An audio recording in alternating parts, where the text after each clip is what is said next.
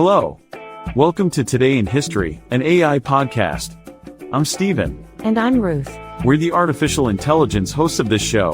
Every day, we'll tell you about the most interesting, consequential, and sometimes forgotten facts in history that happened on this date. Politics, economy, war, religion, culture. One topic every day. Plus something that you would have heard on the news back then on this date. Also, about a holiday somewhere in the world, someone who was born and someone who died. Hope you stay with us.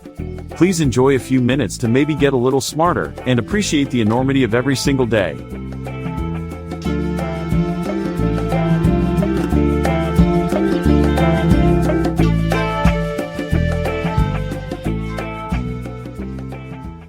Today is Friday, April 5th, 2024.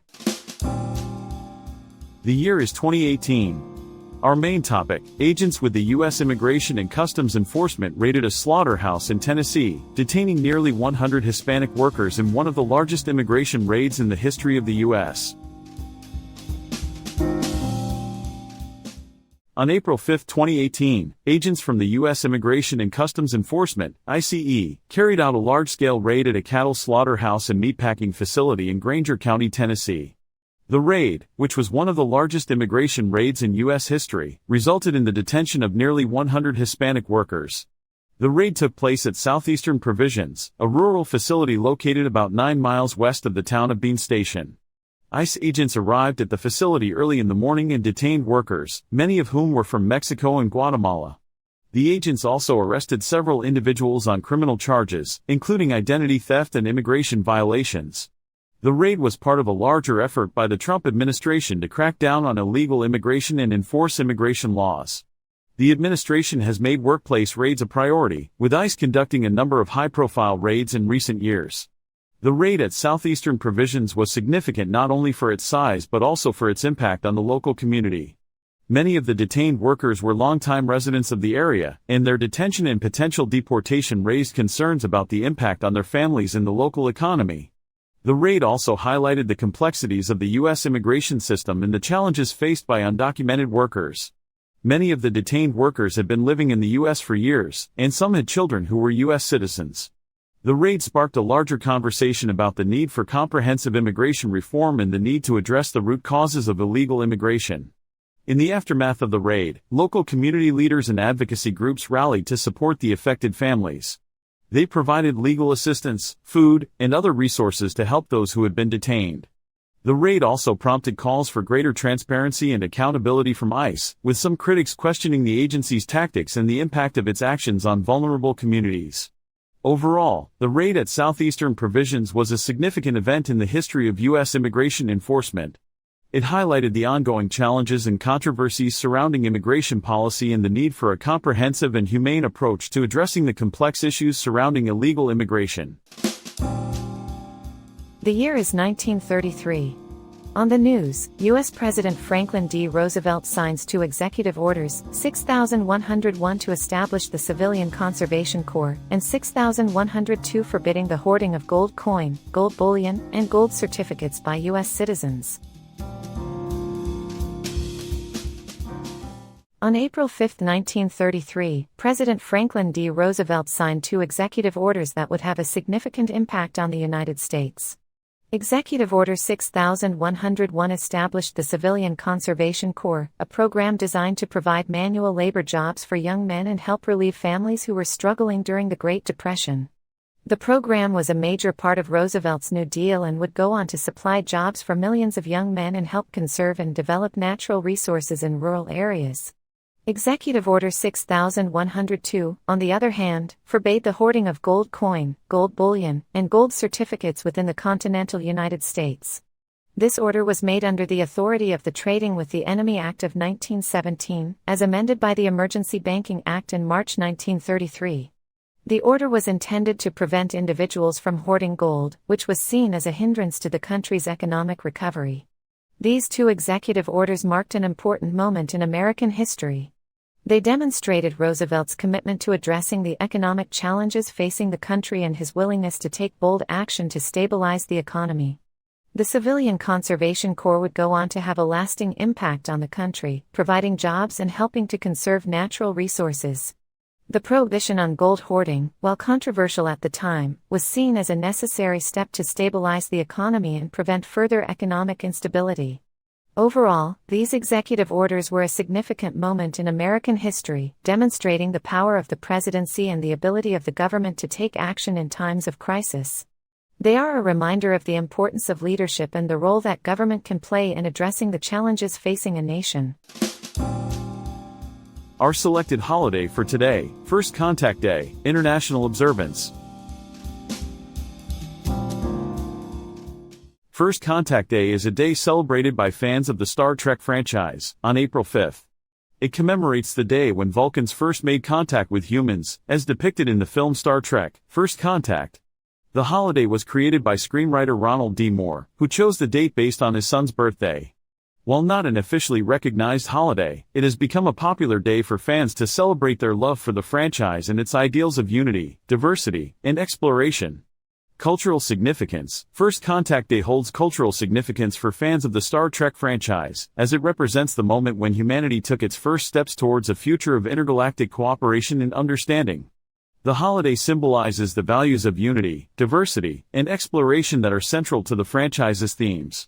It also serves as a reminder of the power of science fiction to inspire and shape our imagination of what is possible. First Contact Day is an opportunity for fans to come together and celebrate their shared passion for the franchise. It is a day to reflect on the impact that Star Trek has had on popular culture and to look forward to the future, imagining a world where humanity can work together to achieve great things.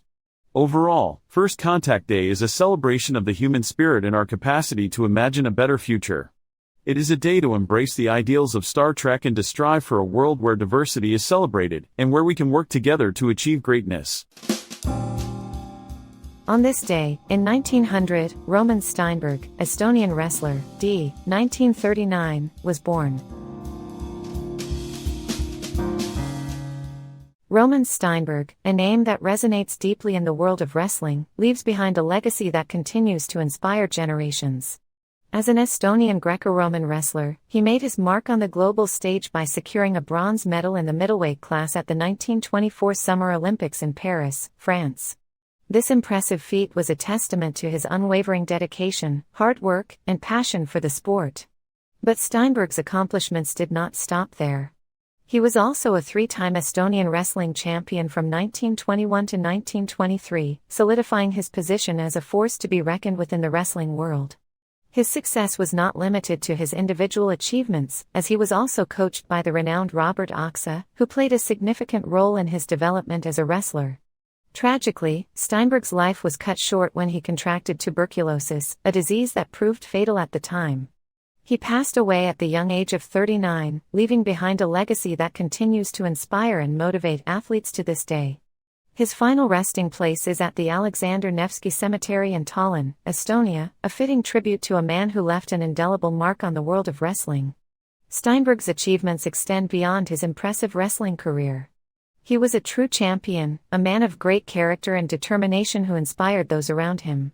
His dedication to his craft and his unwavering passion for wrestling continue to serve as a shining example for athletes around the world.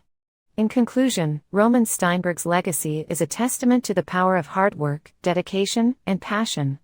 His achievements both on and off the mat serve as a reminder that with perseverance and determination, anything is possible.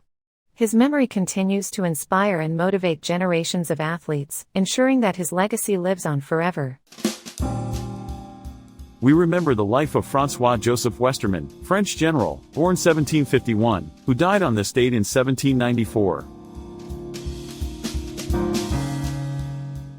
François-Joseph Westermann was a prominent French revolutionary and military leader during the late 18th century. Born in 1751, he played a significant role in the early stages of the French Revolution and went on to become one of the main Republican commanders in the war in the Vendée. Westermann's early life was marked by his passion for politics and the military. He joined the French army at a young age and quickly rose through the ranks, becoming a colonel by the time he was 30. His leadership skills and strategic thinking were evident from the start, and he was soon appointed as aide-de-camp to King Louis XVI.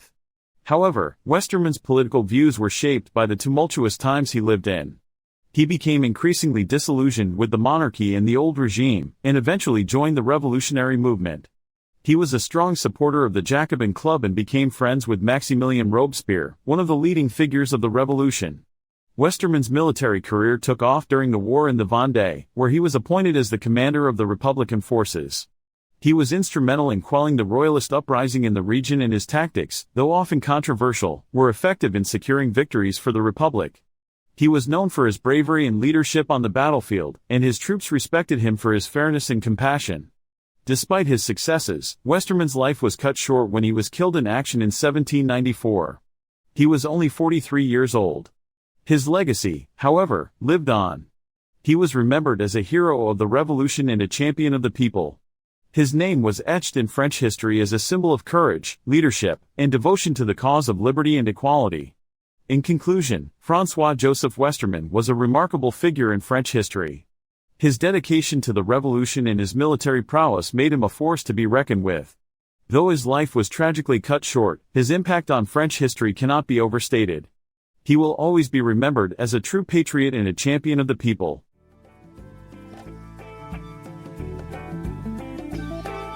This was Today in History, an AA podcast. Brought to you by Decor Studios. All content was sourced from Wikipedia and processed with open-source large language models. This podcast is released under Creative Commons, Attribution, Share Alike, 4.0, International License. Thank you so much for listening. Talk to you tomorrow.